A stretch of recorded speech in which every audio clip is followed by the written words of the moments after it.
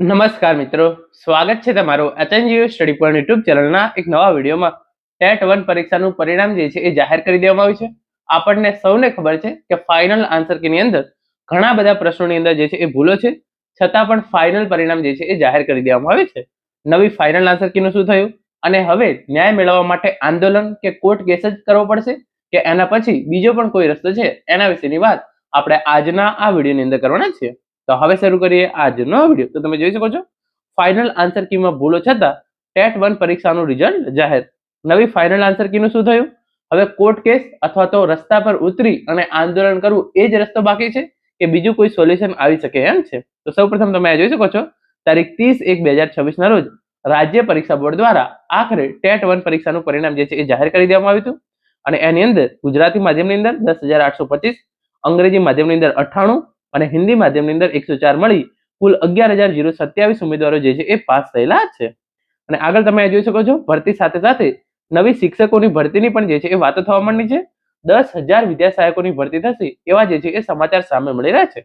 એટલે કે ટેટ 1 પરીક્ષાનું પરિણામ જાહેર થઈ ગયું છે. તો હવે 10,000 વિદ્યા સહાયકોની ભરતી રાજ્યની વિવિધ પ્રાથમિક શાળાઓની અંદર થશે એવા સમાચાર પણ જે છે એ સામે મળી રહ્યા છે. જે ઉમેદવારો પાસ થઈ ગયા છે એમને તો આ ભરતી આવે જે છે એ ખુશીના સમાચાર છે, પરંતુ જે ઉમેદવારો ફાઇનલ આન્સર કીની અંદર જે છે એ ભૂલો છે એના કારણે 1-2 માર્ક્સથી રહી ગયા છે, એમના માટે જે છે એ વિકટ પ્રશ્ન છે કે હવે આ પરિસ્થિતિની અંદર જે છે એ શું કરવું. કારણ કે નવી ભરતી આવશે અને તેઓ 1-2 માર્ક્સથી રહી જશે તો ફરીથી એમને જે છે એ જ્યારે નવી ટેટ પરીક્ષા લેવાય એની રાહ જોવી પડશે અને ફરીથી નવી ભરતી આવે એના માટે જે છે એ એમણે પ્રયત્નો કરવા પડશે.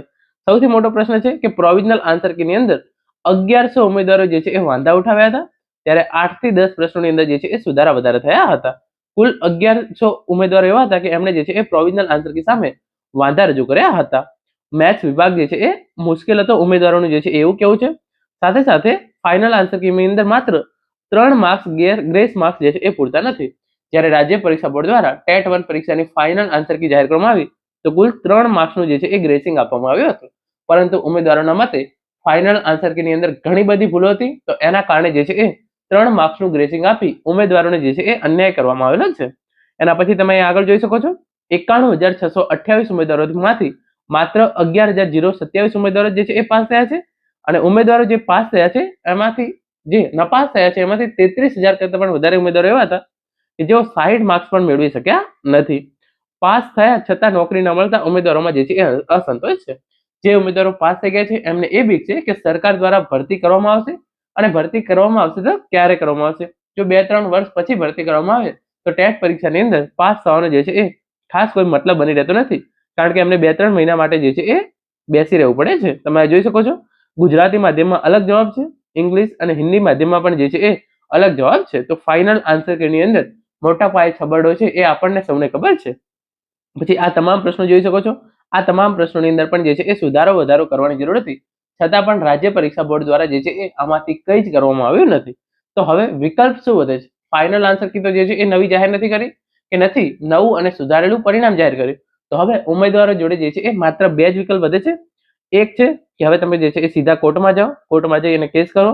ગુજરાત હાઈકોર્ટ જે છે એ આ ભરતી વિશે અથવા તો આ પરીક્ષા વિશે જે છે એ નિર્ણય લેશે. અને બીજો વિકલ્પ છે રસ્તા પર ઉતરી અને તમામ ઉમેદવારો ભેગા થઈ અને આંદોલન કરો. તો અહીંયા જે છે એ તમે જો આંદોલન કરશો તો સરકાર કદાચ તમારી જે છે એ વાત સાંભળી લે. ગઈ વખતે શિક્ષકોની ભરતી જે છે એ થતી નથી તો સખત આંદોલન ઉમેદવારો દ્વારા કરવામાં આવ્યું, ત્યારે જે છે એ 32,000 કાયમી શિક્ષકોની જે છે એ ભરતી થઈ હતી. તો તમારા જોડે હવે અહીંયા 2 વિકલ્પ વધે છે. કોર્ટમાં જાઓ, કોર્ટમાં કેસ કરો. હાઈકોર્ટ જે છે એ હવે આ બાબતે નિર્ણય લેશે કે ફાઇનલ આન્સર કીની અંદર જે આ ભૂલો છે એનું શું કરવું. અને બીજો વિકલ્પ છે કે તમે આંદોલન કરો. આંદોલન કરશો તો સરકાર દ્વારા જે છે એ શિક્ષણ વિભાગ ઉપર દબાણ નાખવામાં આવશે અને એના પછી જે છે એ નક્કી થશે કે હવે જે આ પ્રશ્નોની અંદર ભૂલ છે એનું શું કરવું. તમે અહીંયા જોઈ શકો છો વિગતવાર, અત્યાર સુધી ક્યાં હતા આવું અમે નહીં હાઈકોર્ટ પૂછશે. એટલે કે તમે જ્યારે કોર્ટની અંદર કેસ કરશો ત્યારે કોર્ટ એવું કહેશે કે તમે અત્યાર સુધી ક્યાં હતા. તમારે જે છે જ્યારે ફાઇનલ આન્સર ક્યાં આવી ત્યારે જે છે એ કોર્ટમાં કેસ કરી દેવો હતો. શું મેરિટમાં નામ ના આવ્યું એટલે પેટમાં દુખ્યું? આવું અમે નહીં કોર્ટ પૂછશે. શું અત્યાર સુધી કુંભકર્ણ નિંદ્રામાં પૂટી રહ્યા હતા? આવું અમે નહીં કોર્ટ પૂછશે. તમે જ્યારે ગુજરાત હાઈકોર્ટની અંદર કેસ કરશો ત્યારે કોર્ટ એવું પૂછશે કે તમે અત્યાર સુધી ક્યાં હતા? ફાઇનલ આન્સર કી તો ક્યારની જાહેર થઈ ગઈ છે, તમે હવે કેમ જે છે એ કેસ કરો છો? મેરિટમાં નામ ના આવ્યું એટલા માટે તરત જ જે છે એ કોર્ટમાં દોડીને આવું, કોર્ટ તમને જે છે એવું ચોક્કસથી પૂછશે. શા માટે તમે અત્યાર સુધી જે છે એ કેસ કરતા ન હતા? પછી તો શું એવું કહેશો કે અમે તળિયા વગરના માફિયોના જાળમાં ફસાઈ ગયા, કે જે કહેતા હતા રિવાઇઝ ફાઇનલ આન્સર કે આવશે, આજ આવશે કાલ આવશે? તો ઘણી બધી જે છે એ એકેડેમી દ્વારા અને અમુક પત્રકારો દ્વારા પણ જે છે એવી ઇન્ફોર્મેશન આપવામાં આવી હતી કે રિવાઇઝ ફાઇનલ આન્સર કી 2 થી 3 દિવસની અંદર જાહેર કરવામાં આવશે.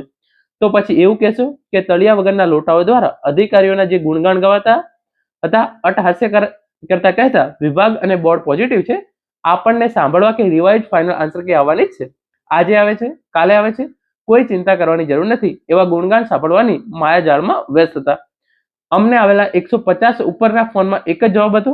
ઉમેદવારોએ અમારો ઓડિયો પણ વાયરલ કરેલ, ત્યારે પણ કીધું તે આંદોલન અને કોર્ટ 2 જ રસ્તા બાકી છે, બીજું બધું આંબલી પીંપળી. એટલે કે જો ટેટ 1 પરીક્ષાની ફાઇનલ આન્સર કીની અંદર તમારે હજુ પણ જો સુધારો કરાવવો હોય તો તમારા જોડે 2 જ રસ્તા છે, એક આંદોલન અને બીજું જે છે એ કોર્ટમાં કેસ.